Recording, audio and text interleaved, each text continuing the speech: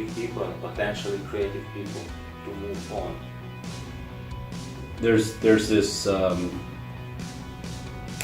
future of work is going to be the creative class and everyone else, the consumption class, the people who consume things that people create. And there's going to be this big difference between people who make really good money designing, really innovative ideas. Even software developers, a lot of the current tasks that software developers are going to do are going to be automated. So developers have to become really creative now and come up with ideas that machines can't come up with in order to make a lot of money. And the future for these creators is to learn how to monetize their knowledge. And if you're a creative expert that comes up with great ideas, to me the ideal situation is that you attract high-paying clients initially that pay you a lot of money for your knowledge. And once you've got a lot of these high-paying clients, you want to teach other people what you know. You want to teach them your knowledge, whether you're an expert in, you're a world's expert in Google Analytics or in Facebook ads. The first thing you can do to make a lot of money from that is get really high-paying clients. You need to attract those people and have success stories. Once you have success stories from these really, really high-paying clients, then you can teach people. And then once you teach people at a high level and they have success based on your teaching, then you can create a course around that. And then once you create a video course or some kind of training with worksheets and stuff like that, then you write the book. And the mistake that most experts make is they think that because the people they admire as experts have a book, that's what they need to do first. Oh, I need to write a book too. Well, what are you going to write a book about? Because when you write a book, you're competing with every book that's ever been written. You're competing with the Bible, you're competing with Plato, you're competing with Homer's Odyssey, you're competing with Shevchenko, Pushkin, everyone who's ever written a book, you're competing with them because their books are all out there too. And when I want to read a book, I want to spend my time on something that's going to give me the most pleasure or value.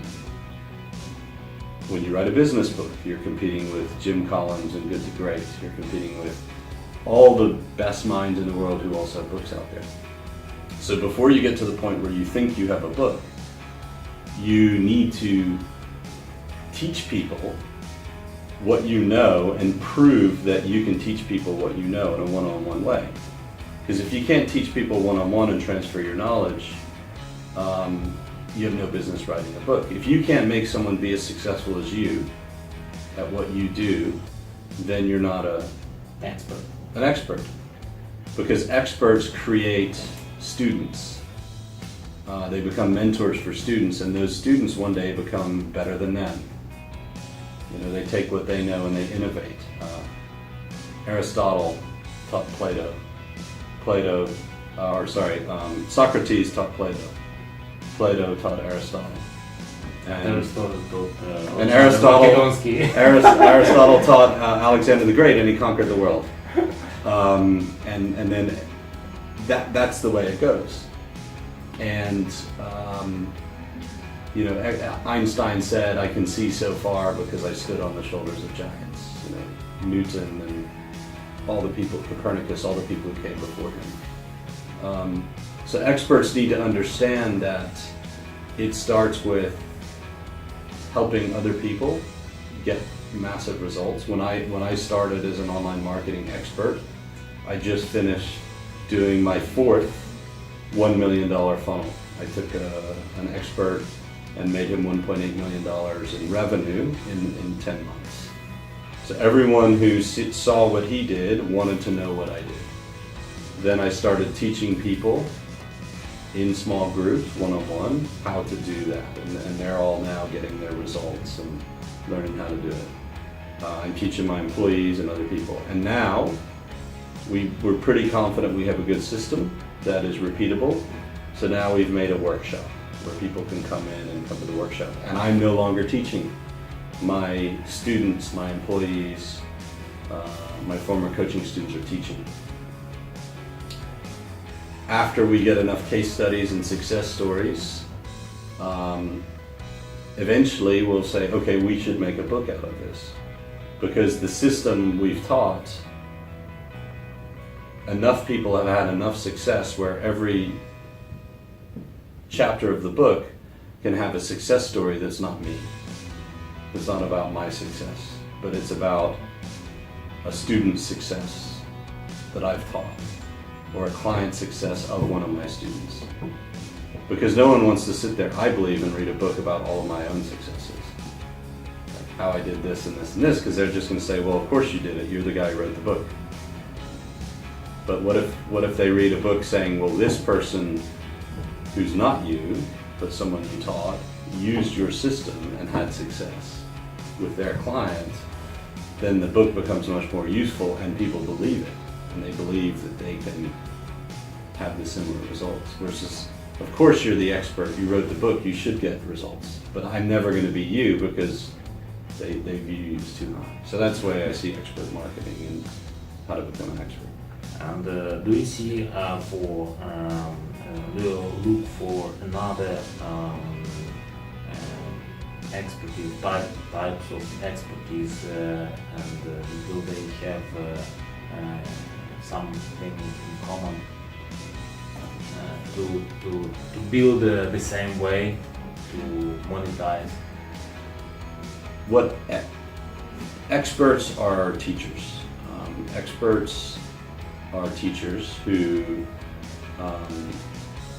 actually, you know what? That's an interesting distinction. Experts are experts at practicing their craft. But the true way to monetize your expertise is not to only be able to practice your craft, but to teach it and to pass it on. So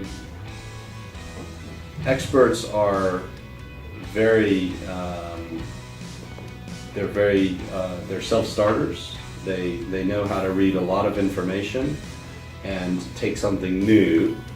I call the way to really set yourself apart is what I call idea sets. Okay, you take 2 or 3 completely unrelated things and you put them together and you make them something new. So Steve Jobs, he went to university. He didn't study computer science. He studied calligraphy and typography. And he was a hippie doing drugs, going into college classes that he wasn't even paying for, looking at fonts. What the hell does that have to do with computer science during that time? But Steve Jobs, when he designed the first Mac, said, I want to make a computer user experience beautiful. So he brought this idea of fonts and beauty of ancient handwriting that Greek monks and religious monks have had and people have practiced, and said, let's put this into computers. Fashionable computers. Yeah, and Apple to this day is charging premium prices because of their obsession with typography and design and beauty.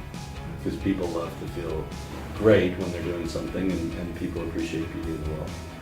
For me, I started out my career as a marketer, and there's so many people in America teaching marketing, and they all have this system and this idea for how to do marketing. And I went and learned documentary filmmaking because I'm a historian. I studied history. I love watching documentaries about historical figures, and they're always sitting there getting interviewed, and they look really professional and really important, and they're not talking to the camera, they're talking to someone, so it feels educational. Because all the marketing videos, they're looking into the camera like this and talking to you. But my idea was, well, let's take the history look, very authoritative, good lighting, and make you feel like you're being educated, and let's apply that to marketing and do marketing videos that look and feel like history videos. So that's why we came up with storytelling as our marketing, and we are one of the leading agencies in the world that talk about the power of storytelling on film and actually produce films that look great, that tell great stories. And that immediately sets us apart from all the other marketers in the world, because I took something that's completely unrelated to marketing before and made it related to marketing. And therefore, we've defined a niche, and that's how we're an expert at what we do.